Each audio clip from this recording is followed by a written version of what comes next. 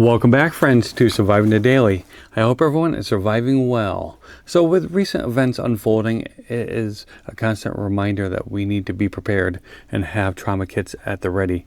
Personally, I am with my truck 99% of the time, and if I'm going to come across a traumatic event, it will be in my truck, and that's where I like to keep mine. And I also think it's a good idea to periodically refamiliarize yourself with what's in your trauma kit. And you also want to upgrade and update those items as well. Now, Roaring Fire did send out this pouch here. This is going to be the Roaring Fire Dispatch IFAK pouch, and I thought that was a good opportunity to go over what I have inside this and refamiliarize myself with the contents. So looking at the outside here, we have the three most important items in my opinion. We have a Rescue Essentials cat tourniquet. This is going to be a Generation 7 cat tourniquet, probably the most superior of tourniquets. Secondary, I have a SWAT T tourniquet. And the reason why I carry both is because while the cat tourniquet is the superior of the tourniquets, the SWAT T is best for small children and animals, and the cat tourniquet is also superior when applying to yourself. I don't think it is very easy, if not impossible, to apply a SWAT T tourniquet to yourself. Lastly, on the outside here, we have a pair of trauma shears. Now, these are Leatherman Raptor knockoffs. I am not a medical professional, so I didn't see the need to spend that type of money on a pair of trauma shears. While these still work just fine, if I were a medical professional, I would go out and spend the extra coin on the superior product. Now, that does bring up another topic, that I am not a medical professional. Take everything I say with a grain of salt. Go out and do your own research, get trained. They have Stop the Bleed training in almost every town and city, and it's usually inexpensive, if not free. So make sure you do that, get trained, learn how to save somebody's life. So taking a look at the bag itself, Roaring Fire sent this out to me, and again, I thought that was a good opportunity to go over what's inside the bag. But looking at the bag itself, we have a handle here to carry it, as well as a place where you can put a carabiner. We do have a bunch of elastic loops on the outside, large ones on the sides, as well as an elastic cord. YKK zippers. And on the back side here, we have multiple ways of carrying it or securing it to yourself. We have belt loops, and we have MOLLE webbing. Now, this is going to measure out at 8.9 inches by 6 inches wide and 2.76 inches thick. So one thing I do really like about this pouch here is that it has a downward pull for easy access to the contents. And all we gotta do is, sorry for the Velcro sound, but we just pull, and there are all my contents. I knocked over a whole bunch of stuff over there, but oh well. In a traumatic event, that's not going to be a worry.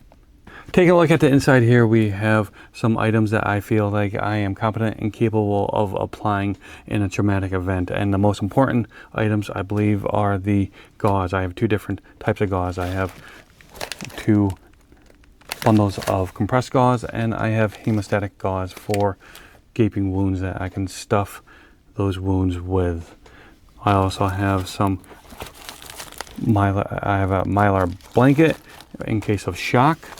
I have a knife just in case I need to cut something. I also have a flashlight. It's very important to have a flashlight in your trauma kit, because not all traumas happen during the daytime. We also have a Sharpie here. If we apply the cat tourniquet or the SWAT T tourniquet, we do need to remember the time and write the time on those tourniquets that we applied it. It's very helpful for the emergency room. I also have a Israeli bandage here for head wounds and we'll say torso wounds. I think I am definitely lacking in the fact that I need some vented chest seals in this trauma kit, so that's going to be my next upgrade to this kit here. Behind the Israeli bandage, I have surgical dressing, two packages of it. Also, I have stop bleed powder. Not that that's going to help in a traumatic event, but this is a stop the bleed kit as well. I do have a whistle here in case I'm someplace where I need to call attention to myself. I have some more gauze pads and elastic bandage over here. I think that may be everything. But as you can see, this pouch has a lot of different places you can put things.